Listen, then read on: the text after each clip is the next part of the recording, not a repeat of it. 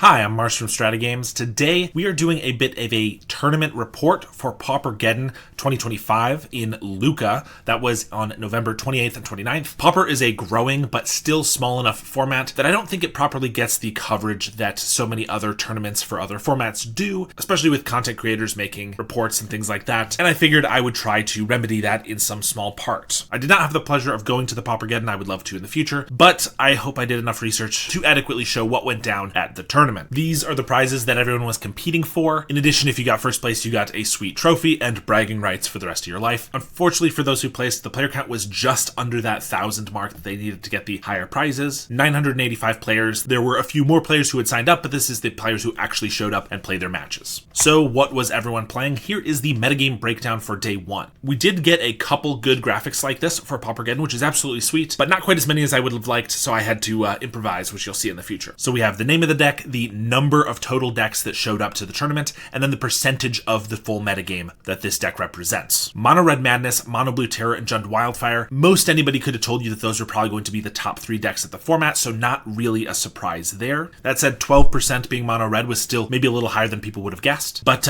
this fourth spot, Gruul Monsters, is definitely one that I did not anticipate, and I don't think a lot of people anticipated to be quite so high. Of course, there was going to be some Gruul Monsters players, but I would have thought it would have been more like 20 to 30 players, somewhere in that like 3 to 4% range. That's mostly because Gruul Monsters just hasn't been super prevalent on MTGO in the last several months in challenges and trophies and things like that. But of course, it's just a deck that people like to have, and I'm sure one that people feel comfortable with. With High Tide being banned, Gardens has made quite a resurgence, so seeing it at 5th place here, not super surprising. A very good deck, and one that can handle some of the other top decks here, can kill your terrors, your monsters, and things like that pretty effectively. Right under that is Elves. Far more than Gruul Monsters. I think if there's one deck that people bring just because they love it so much, it's probably going to be Elves. That's not to say it's not a good deck. It did quite well at the tournament, but Elves player, they know where their heart lies. Grixis Affinity, just as many players on that as Elves, and also 40 players on Mono Red Rally. This adds another 4.2% to Mono Red, so between Madness and Rally, there were 16.5% of the players who brought one of those two decks. Coggates, which is the deck that actually won the last Paupergeddon in the summer, had 36 players. Coggates is generally a deck that can take advantage of your Mono Red opponents, so it's not a huge surprise if people expected a lot of red to be at the tournament, that there would be quite a few Coggates players. Tron deck here is any deck that had Tron lands in it. So that means both Ultratron and Flickertron, or if anyone was doing Eggstron, that as well. My assumption, though I don't have more data here, would be that there's probably a couple more Flickertron players than Ultratron players, but either way, if you break this evenly in half, both of those decks would be under 2% and actually around here as far as their individual prevalence in the meta. I say that just because they are very different decks, even if they decided to group them together here. Spy Walls, actually quite a bit lower than I think a lot of people were anticipating. Spy has been a bit of a menace in the format in the last several months. This year especially, it has been on quite an arc. One Land Spy has been a deck for quite a while, but players were seeking out a way to utilize the same combo while having a little bit more consistency and reach, as opposed to just going for an all-in combo on turn one. That started with the quote-unquote 5 or 6 land Spy. The exact number of lands has varied quite a bit. Those initial decks using Sakura Tribe-Elder and Gatecreeper Vine, things like that, to pull out their basics as quickly as possible, and then land a Spy on turn 4 or 5. Since then, we've seen quite an evolution of it in the last 6 months or so, utilizing a similar strategy to pull out the basics, but with walls and, to a lesser extent, elves to ramp into not just their spies, but lead the Stampede and Winding Way to find more creatures, and also allowing them to have a backup mid-range game plan where they just hardcast Generous Ents and Saga Wildlings. That said, the deck can lose to Graveyard Hate, of course, and also can lose pretty quickly to a Mono Red Madness, or any deck that can really make sure that their creatures are cleared effectively, so that might indicate why it was a little bit lower here. Mono Blue Fairies had 32 players, more than twice as many as Dimir Fairies, which I was sad to see, as Dimir Fairies is one of my favorite, down here at 15. Then on the right side, Azorius Familiars, 31 players playing that. Orzhov Pile is, I believe, what they were calling Orzhov Glintblade, but also, from what I could tell, Esper Affinity kind of slotted into that Orzhov Pile as well. So initially, I was surprised to see not any Esper Affinity on here. I believe both of those decks fit into that Orzhov Pile for some reason. 22 Rakdos Madness players, 21 White Weenie players, and then my baby, very happy I was to see Mono Black Sacrifice at 20 players fighting the good fight. Then Izzet Control, Dimir Fairies, Dimir Terror, Borosynth, Dredge, and Mardusynth, all the way down to 6 decks. Then any deck with 5 or fewer players represented was put into the other category. Honestly, 10% being other, with already over 20 other decks specifically called out, is a great thing to see and a great indication that Pauper has a very diverse meta. Before moving on to the day 2 conversions, I wanted to talk about some of the disparities that you will see in deck lists. So many decks are very similar, but there's one key card that some of these decks utilize or choose not to utilize to have a different feel for the deck, and I think some of these are really interesting. In Mono Red Madness, Masked Meower is a relatively new card that did show up a little bit in the meta. About 27% of players playing Mono Red Madness were playing this card, which is quite a bit more than I would have expected. I would have thought a couple players were playing it, but with over 100 players at the tournament, that means we had over 27 players with this card in their deck. Gruul Monsters. One of the big things I always think about this deck is that often, at least online, when I'm playing MTGO, it does not usually have any removal in its main deck at all. Occasionally you'll see something, a Lightning Bolt, a Scred, or Ram Through, but 83% of players had a Ram Through in their deck, most of which were in the main deck, anywhere from 2 to 4 copies, which might be an indication that going forward, those decks should be playing some actual removal. Crazy idea to play some removal in your deck. Mono Blue Terror has had a bit of a new innovation in the last month or two,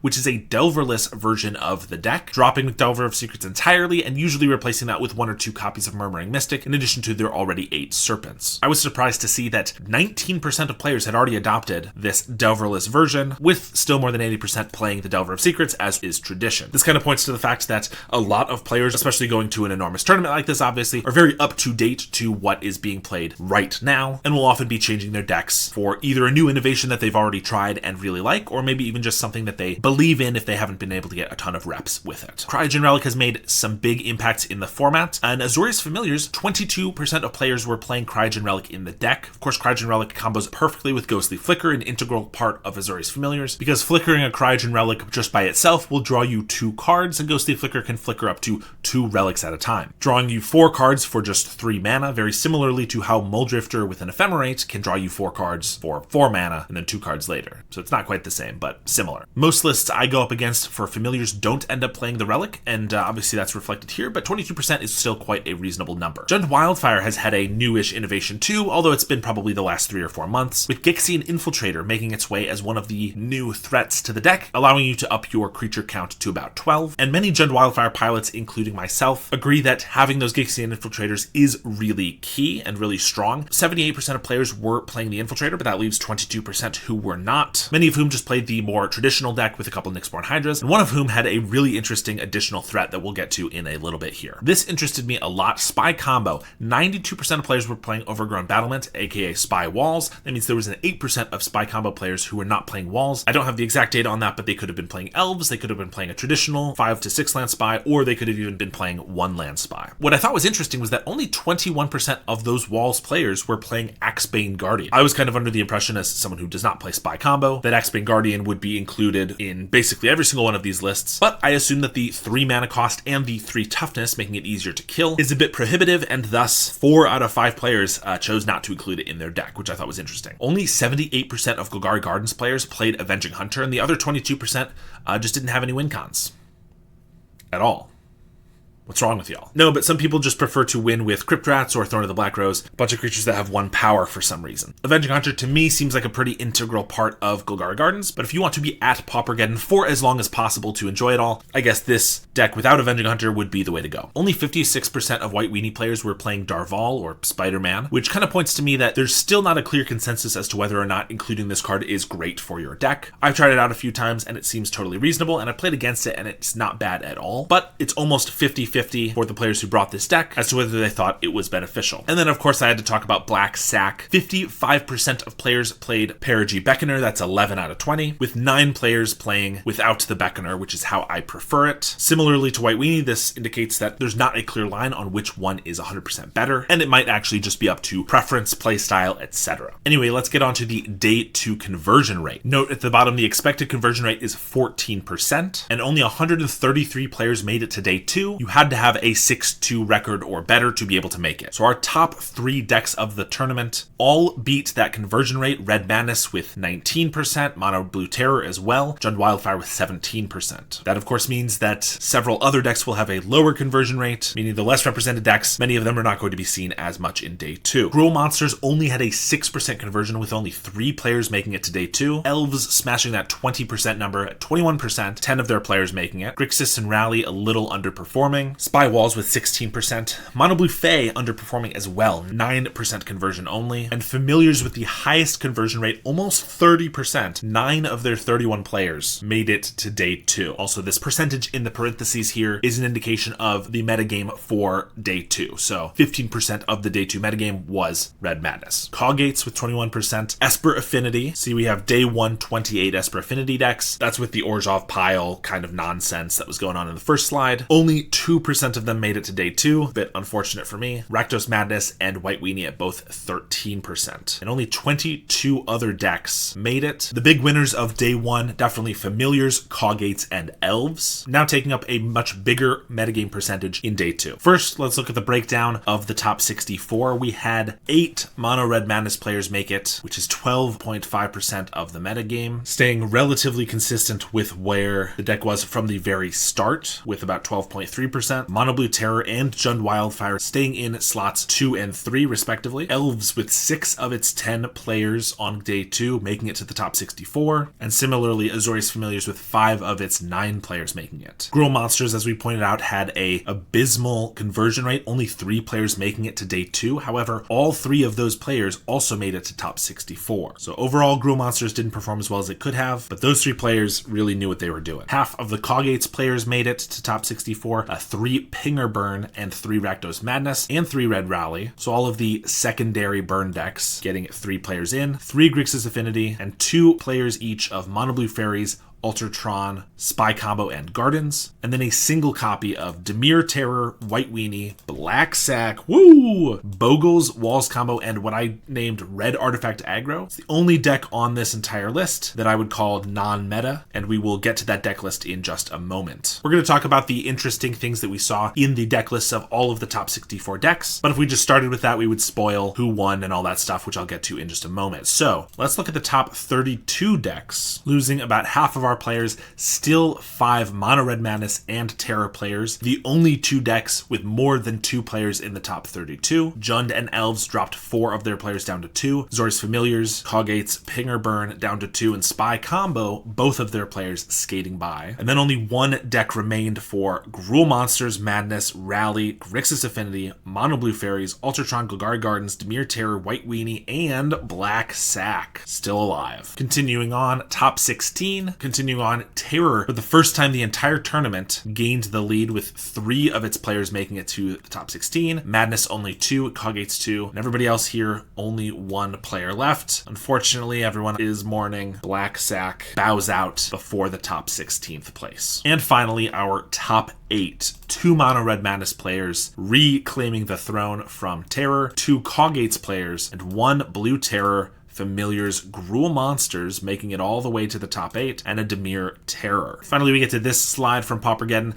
the top 8 bracket. Frenelli on Gruul Monsters versus Postorino on Mono Red Madness, Noek on Mono Red Madness, and Bardi on Coggates. Match 3, Palicia, so sorry for name pronunciations, on Coggates against Moravec on Mono Blue Terror, and Bergamini, Familiars versus Kowalczyk, Dimir Terror. Unfortunately, this was the only slide that I could find for Paupergeddon for the top 8, so I had to improvise a little bit. Down to the top 4, Postorino made it with Mono Red Madness, now against Noek on Mono Red Madness as well. The old classic mirror match, Burn versus Burn. Palicia made it with Coggates, now going up against Bergamini on Familiars, so an Azorius control mirror as well. After 2 hard-fought matches, we finally arrive to the finals, and that eliminates Noek and Palicia, leaving only Postorino on Mono Red Madness versus Bergamini on Familiars. One of these players will be the Paupergeddon champion. So finals for Paupergeddon, Lucca 2025, Lorenzo Bergamini on Azorius Familiars versus Giovanni Postorino on Mono Red Madness. They give a nice handshake, then Lorenzo goes first, starting with the perfect start, Godfarer's Faithful, just a way to start gaining tons and tons of life against any burn deck, exactly what you want, and Postorino just plays a mountain. Past the turn, Bergamini slams a Sunscape Familiar, but it's quickly going to eat a Bolt. Postorino slams down a Kessic Flame Breather, going to be integral to start getting damage going, especially through this Godfarer's Faithful, but it's quickly snapped back to hand, gaining a little bit of life along the way, and Bergamini passes the turn back, representing a Prohibit to counter the Flame Breather on the way down. Because of that, Postorino casts a Gutter Snipe, and instead, a Medium Minds is cast Convoked, drawing 2 and gaining yet another life. Bergamini has the second Godfarer's Pharaoh's Faithful, and chooses to also snap the Gutter Snipe, now gaining 2 life for every blue spell he casts. And on his turn, Paupergeddon casts a Flame Breather into a Highway Robbery, discarding a Snacker and drawing 2. Snacker returns, and he passes the turn. Bergamini hardcasts a Muldrifter, gaining 2 life and drawing 2 cards. I didn't think Cloud Blazer was legal in this format. And Paupergeddon slams in with the Snacker, attacking for 2, dropping Bergamini down to 25 from his previous 27 life. But a Gutter Snipe hits the board as well. At this point in the chat, there are at least 5 different players saying, why doesn't Paupergeddon just concede? It is early in the game, but how are you going to survive against 2 God Pharaoh's Faithfuls? Or rather, how are you going to ever kill your opponent with 2 God Pharaoh's Faithfuls? There may be a reason those random people in the chat were not in the finals of Paupergeddon. That said, Bergamini does put down a 3rd God Pharaoh's Faithful, going to be incredibly hard to win from this position for the burn player for sure. And Bergamini snaps once again the Gutter Snipe, gaining 3 life for the privilege, convokes a Meeting of Minds, tapping 4 creatures, so it's essentially free, gaining 3 life. And then the opposite spectrum hard casts another Meeting of Minds, gaining another 3, up to 34. Paupergeddon attacks in for 3 damage and just casts the Gutter Snipe for the 3rd time and passes the turn. Bergamini has another Muldrifter, gaining 3, drawing 2, and accumulating another blocker, and decides to start going on the offensive, attacking in for 2. On the end step, Paupergeddon casts a Lava Dart, which just by itself deals 4 damage, thanks to the Gutter Snipe and the Flame Breather, before putting down another Flame Breather. Bergamini is at 28 life, however, every single spell that Paupergeddon casts is 4 damage in addition to whatever it already deals. That means a Lava Dart from the graveyard, which currently is free, deals just by itself 5 damage. Bergamini casts a Seagate Oracle, and then another Seagate Oracle, going up by 6 life. And on the end step, Lava Dart undoes 5 of that. Snacker comes in for 2 damage and just pass the turn back. And a Murmuring Mystic comes down for Bergamini. Always a super scary card. Probably going to make it so that Snacker can't get in for much more damage. But luckily that's not the way Paupergeddon plans to win the game. End step going for a Fiery Temper at face. Hard cast. That's 7 damage, putting Bergamini down to 23. And Paupergeddon passes back the turn. And Bergamini assembles Exodia, or Tron, or whatever you want to call it, 4 God Pharaoh's Faithfuls. 4 life gained off of every blue spell cast. An outrageous display. Bergamini swings with both Muldrifters, one of them being blocked by the Sneaky Snacker, and passes the turn. Lightning Bolt cast from Paupergeddon for 7 damage on the end step. But Lorenzo has a negate, which counters the Lightning Bolt, and the 4 life gained from the God Pharaoh's Faithfuls offsets the 4 damage dealt from the pingers. Another bolt comes out, though, threatening another 7 damage, putting Lorenzo down to 16. Paupergeddon casts a Highway Robbery, triggering for 4 damage. Bergamini responds with a negate, triggering to gain 4 life. Paupergeddon thinks long and hard and decides to cast a Fire Blast in response. That's 8 damage with the triggers on the stack, sacrificing 2 mountains. Bergamini responds with an Ephemerate on the Seagate Oracle, but Ephemerate's a white spell, so it doesn't actually gain any life. Just looking for a counter spell or something here. But with only 1 mana left, going to be hard to find anything. Bergamini falls to 8 life, and there's another Fire Blast for 8 more damage. An absolutely insane amount of damage dealt by Paupergeddon there. I counted it throughout the whole match. Bergamini gained 37 life off of those God Pharaoh's Faithfuls. Paupergeddon then had to deal 57 damage, which he did exactly. Don't let anyone tell you can't overcome incredible odds. There's open deck lists and thus perfect sideboarding from both players. And game 2 is a little less eventful, so I won't walk through everything here. But Bergamini does land an early God Pharaoh's Faithful. Paupergeddon plots 2 Highway Robberies, missing his mountain on turn 3, but not wanting to actually hardcast those robberies without either a Snacker in hand, a Pinger on the field, and probably just not into open mana as much as he can avoid. Bergamini ends up with a second God Pharaoh's Faithful on the field,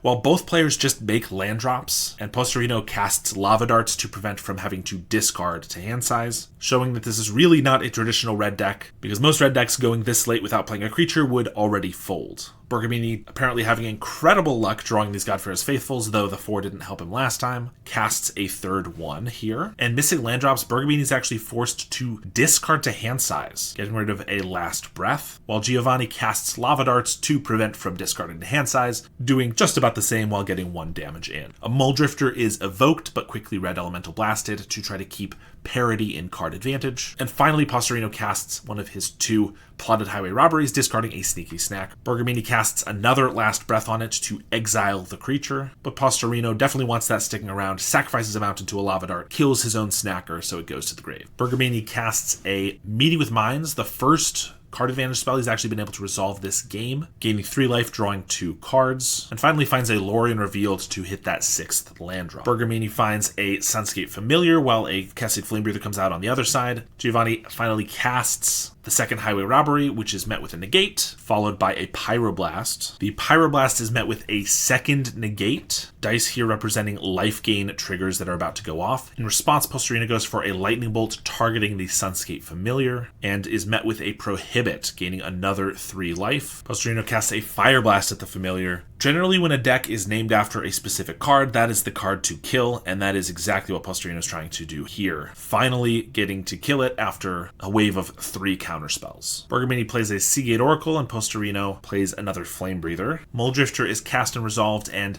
once again, the 4th Faithful hits the battlefield. We see a Meeting of Minds convoked, 4 life gained for the Familiars player, another Sunscape Familiar on the field, and cast a Lorien Revealed, gaining 4, drawing 3. With Bergamini at 46 life and Posturino's hand looking far inferior to what it was last game, he scoops it up, putting them both 1-1 going into the final game. Posturino is on the play for the last game, an incredibly powerful place to be, though he is down a card on a mulligan to 6. Definitely going to need a real nice start to win this game, and starts with the Faithless Looting, pitching 2 sneaky snackers. If he can recur those snackers, that is going to be an incredible start. Bergamini just plays an island, holds up what could easily be a Hydroblast. Posturino casts another Faithless to get those snackers back from the grave. Indeed, it is met with a Hydroblast, but there's the Pyro to counter back, looting 2 and returning those snackers. Now, both Faithless Lootings technically are card disadvantage, losing you a card per cast, but now that they've both worked together to get 2 sneaky snackers on the field for an incredibly cheap amount of mana, not to mention those snackers can come back again even if they die, the card disadvantage has definitely been offset. Bergamini has an uneventful turn with a Preordain and a Contaminated Landscape that actually shuffles away what he scried to the top, and Posturino casts a Grab the Prize, discarding a Fireblast, dealing 2 more damage. Bergamini taking a full 6 damage that turn from the prize and the snackers. He finds a Godfarer's Faithful, but a little bit slower this game than the last 2,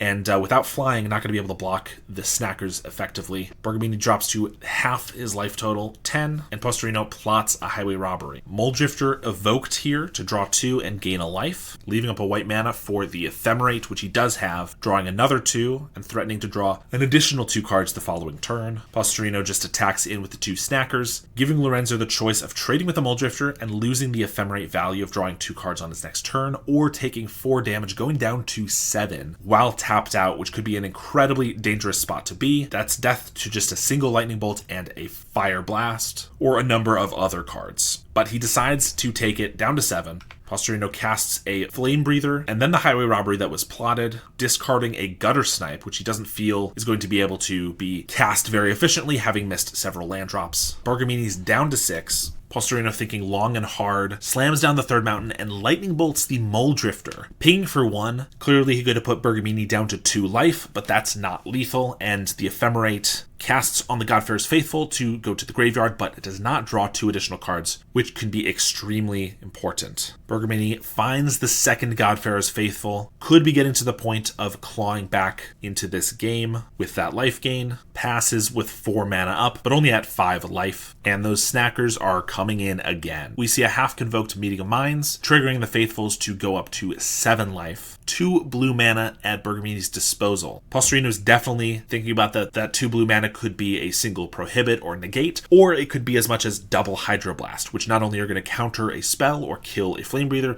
but also going to gain 2 life per, which can make it extremely dangerous for Posturino to try to go for lethal here, even though Bergamini does drop to 3 life. Posturino is in the tank for a good long while and then plots a Highway Robbery rather than casting it. This is going to save it for next turn when he could potentially have more mana to Lightning Bolts and things like that in response to the robbery, but Bergamini does have 2 Faithfuls if he's able to chain together Preordains or other cheap blue spells, not to mention getting maybe some flying blockers. It's definitely possible for him to stabilize here. We see a Sunscape Familiar coming out, followed by cycling a Lorien, and then a 2 mana evoked Muldrifter to gain 2 life, leaving Bergamini with only a single blue mana. Of course, that could be a Negate or a Prohibit or any counterspell in his deck, since the Sunscape Familiar makes it just a single mana, but 1 potential counterspell is a lot less scary than the 2 that there was last turn. Pastorino doesn't have any responses, Bergamini up to 5, but with the Mulldrifter still on the battlefield before it's evoked, convokes a Meeting of Minds, keeping one of the God-Fearer's Faithfuls untapped so it can block a Flame Breather,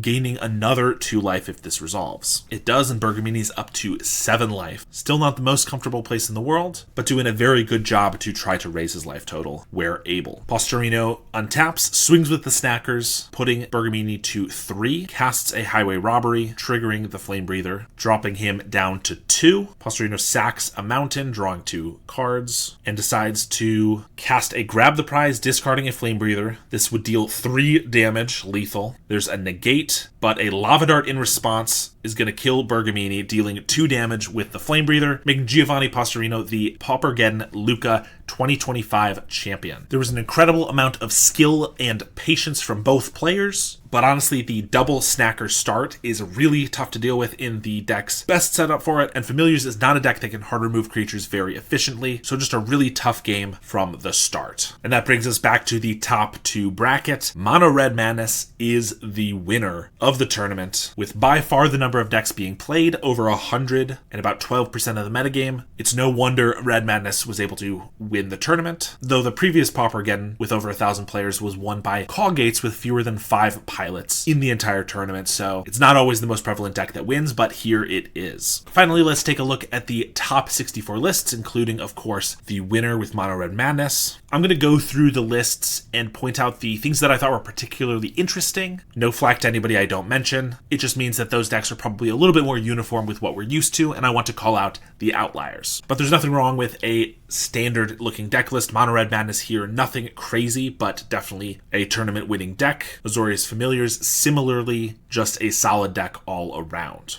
In third place, we had one of our Cawgates players, and I wanted to draw attention to the Crimson Fleet Commodores in the side. This is something I've seen once or twice. Cawgates often plays Red Elemental Blast in its sideboard, which it can support through its gates that can tap for essentially any color of mana. But the Commodore is interesting because both blue and white already have 4 mana Monarch creatures that it could be playing in the sideboard instead, making it a little bit easier on the mana. I assume the Commodore is wanted because Trample can be really key with gates, pumping it up quite a bit. And since this is a deck that plays a lot of blue cards, your opponent will be bringing in red elemental blasts, and having an Azure Fleet Admiral could actually be countered pretty easily by those, whereas the Crimson Fleet Commodore is harder to get countered. I also assume this is probably for those grindy control versus control matchups like Familiars, so again, being able to dodge certain counterspells could be really crucial. In 6th place, we had Dimir Terror by Kowalczyk, and notably, Abandoned Attachments, which is a brand new card, was being played here alongside Sneaky Snacker. Otherwise, the deck is relatively standard with Gurmag Angler's Terrors, Thought Scours, and Mental Notes to also mill the Snackers, but Attachments just absolutely making waves. Seems like it's going to be a banger for this deck, and maybe even bring Dimir Terror a little bit back from the brink. Our 7th place, Cawgates, did in fact have Palace Sentinels instead of that Crimson Fleet Commodore, so again, not 100% sure on the reasons. Both of them clearly seem to be doing just fine. 8th place, Mono Blue Terror, is playing 3 Disrupt, which isn't showing up here, but counters an instant or sorcery spell unless an opponent pays 1 mana, and draws you a card for just a single blue. It's a more restrictive Force Spike, but it also draws you a card, something that I tried out recently in Dimir Terror, and really enjoyed, but I've not seen it yet in Mono Blue Terror. And also they returned to Boomerang. Demon Fury has been the main card in Blue Terror as removal for the last several months, but of course Boomerang is both instant speed and can hit lands, which can give you a great edge against certain decks like Junt Wildfire or Gruul Monsters. And clearly Moravec preferred that here. I was mentioning Mono Blue Terror without Delver, and we see that at 10th place. 2 Murmuring Mystics, 4 Cryptic Serpent, 4 Terrors, not a Delver to be seen. 10th place seems totally reasonable, so this deck seems to be a real nice way to build the deck if you don't want to have to deal with Delvers, or you just anticipate a lot of creatures like Refurbs, Snackers, and Chrysalis that are going to get in the way of your Delver. Rakdos Madness in 13th place was playing a couple End the Festivities main deck, as well as 4 Dark Withering in the sideboard. This is definitely one I've seen in some sideboards before, but 4 is a hell of a lot of copies. But when you're manacing for just a black mana, even a Doomblade is just strong enough. In 2 of the Red Rally decks in the top 64, we see a Flash of Defiance in the sideboard. Players cannot block with green and or white creatures this turn, with flashback as well. This looks to be kind of an instant win card against White Weenie or Gruul Monsters or something like that, and a great way to push a little bit more damage.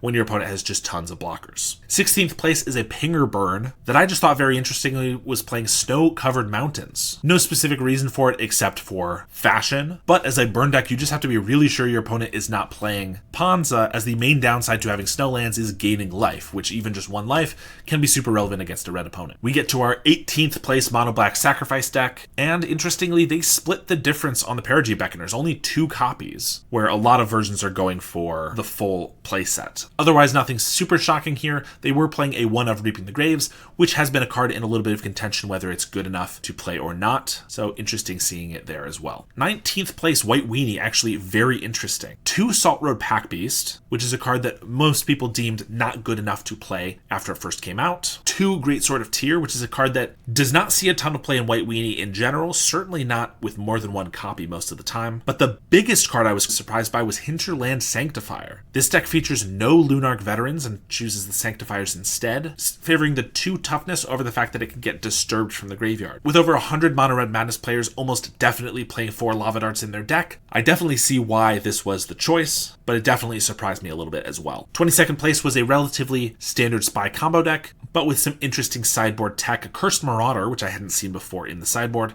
Healer of the Glade for some life gain, and 3 Avenging Hunters, which I usually see in either the main deck or not played at all. But this is a great card if you want to pivot to a mid-range deck against an opponent which maybe has too much graveyard removal for you. 23rd place, we see those Masked Meowers showing up in one of the Madness decks. And the weirdest thing is for Highway Robber. I know this deck's playing Sneaky Snacker, but now it's just becoming full Rakdos with this Robber. I'm just kidding, this is clearly a typo. It should be Robbery. 24th place was Giorgio Combo, another Pauper creator, implementing some new tech for elves to try to have a better matchup against mono red. Those being a Gingerbread Cabin in the main deck, which can gain you 3 life and be recurred with your Quarian Rangers, 4 Land Grants, which can also find the cabin as well, and a sideboard almost entirely dedicated to beating mono red. Spinewood's Paladin can gain you life, 3 Hydroblasts, an island, and a Tangled Islet to be able to cast the Hydroblasts, Island being fetchable by the Saga Wildlings, Islet being fetchable by the Generous Ent or the Land Grant. For these reasons, also playing Arbor Elf. Instead of just a normal Llanowar Elves, Arbor Elf can untap your Tangled Islet, allowing you to have blue mana the turn that it enters the battlefield, which can be really key. Monstrous Emergence is a punch spell, but even if your creature dies in response, you still get to remove their creature, or you can even show a card from hand. And 3 Fairy Macabre, which is for graveyard decks, but Mono Red Madness being a graveyard deck, I could see these even making it into the main deck in that matchup. 25th place Spy combo has an interesting sideboard of a mountain with 3 Fang Dragons to clear your opponent's go wide strategies. Not 100% sure if this is for rally or fairies or elves potentially. Probably all of the above, but definitely a sweet way to blow them out of the water. 26th place, Grixis Affinity has ditched the Great Furnace altogether, playing a playset of all of the 4 other artifact lands in these colors in order to allow for more blue spells, playing 4 Gearseeker Serpents and 4 Cryogen Relics with an Ichor Wellspring nowhere in sight. Sideboard also features 2 Ashes to Ashes, which I also thought was very interesting. 29th place is Azorius Familiars and is one of the decks that we saw playing Cryogen Relic in its main deck as a 4 of. And 30th place is a Mono Blue Terror, deviating from the usual 16 islands for just 15 and playing an extra Murmuring Mystic, but still keeping the Delver of Secrets in the deck. Not fully committing to the Delverless version yet. 32nd place is Golgari Gardens with more 1-ofs than I usually even like in my decks. Fungal Infection, Generous Ent, of course the Haunted Mire, Snuff Out Reckoner's Bargain, 2 Troublemaker Oof in the main deck, and a Cursed Marauders as well. Definitely a lot of sweet utility here. 34th and 35th place are Gruul Monsters, both of which used 4 Ram Throughs, but 34th place has 4 Weather the Storms and 2 Life Goes On to deal with those mono red matchups. And 35th place doesn't have a Weather the Storm in its deck at all, surprisingly, instead playing 4 Horrific Assault to be its life gain as well as removal. 36th place, Mono Red Rally, played 3 Improvised Club as kind of a Goblin Grenade that's a little bit less damage and more expensive, but a lot more versatility, sacrificing any artifact or creature and at instant speed. 37th place, Grixis Affinity, playing some Debt to the Kami in the sideboard as an Exile Edict that can also hit enchantments if your opponent is playing Nyxborn Hydras, Makeshift Munitions, or any other enchantments you want to deal with. 39th place of Elves, playing Webweaver Changeling in the sideboard, which is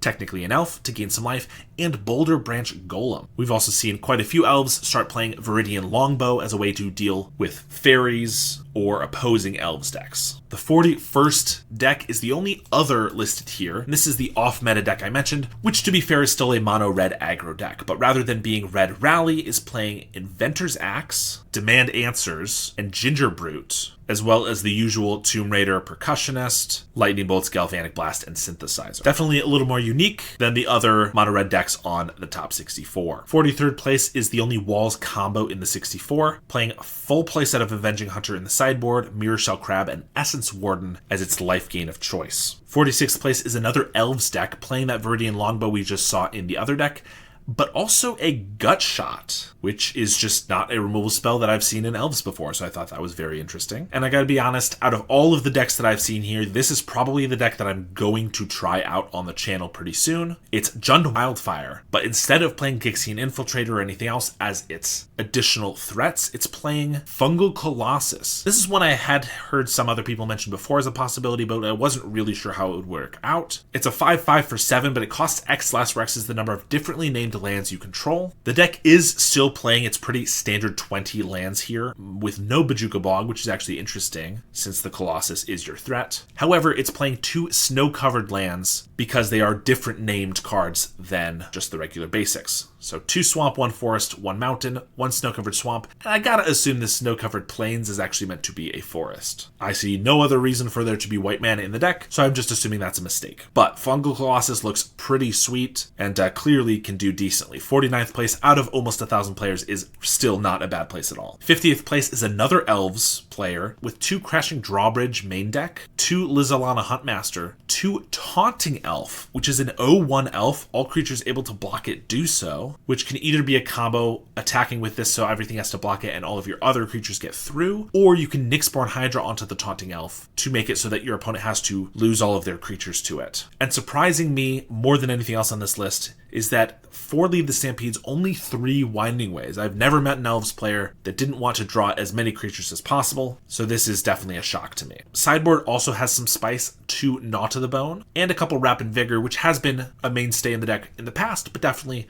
fallen out of favor a little bit. Jumping down to 58th place, Rakdos Madness. Played a 1 of Stormstreak Feral. This is another discard and draw 2, but in the late game it can be a bit of a mana sink and just a decent attacker, and haste makes it pretty reasonable of a cast. The only Bogles player that made it to the top 64 had a little bit of interesting cards in their sideboard. Nimbus Wings gives +1/+2 and flying. Obviously getting some form of evasion can be really powerful with the Bogles. I kind of assume that this is also partially to prevent your creature dying to a Krark Clan Shaman, but I'm not 100% sure about that. Also some Breath Weapons, which you can splash off of your Abundant Growth or your Utopia Sprawl in case you're getting run over by Red Rally really quickly. 61st place was another Azorius Familiars, but they're playing 4 main deck Abjure. Because of that, the 4 Cryogen Relics and 4 Hard Evidence, dropping their Godfarer's Faithful count to only 3. Pretty interesting stuff there. And finally, 63rd place, Mono Red Rally, playing mostly your usual suspects, but also 4 Conjurer's Bauble, which is basically just an artifact that cycles, and you can put a card from your graveyard on the bottom of your library. This doesn't seem great to me, but I'm assuming it's here because it's a colorless spell that could be cast off of your green mana for Burning Tree Emissary, which is never something you want to lose, because you're just losing value if you do. And it's an artifact that pumps your Tomb Raider, and obviously it just cycles and draws you a card. So definitely still an interesting choice, but I can definitely see the logic behind it as well. Anyway, that is my report of Paupergeddon Lucca 2025. Congratulations again to Giovanni Pastorino for the amazing tournament run and win. If you liked this report, please let me know, and I might do some more in the future. If you didn't like this report or don't let me know, you'll probably never see something like this again on the channel. Also, let me know if I missed anything important, because this is the first time I've done anything like this. Thank you so much for watching, and I will see you all next time.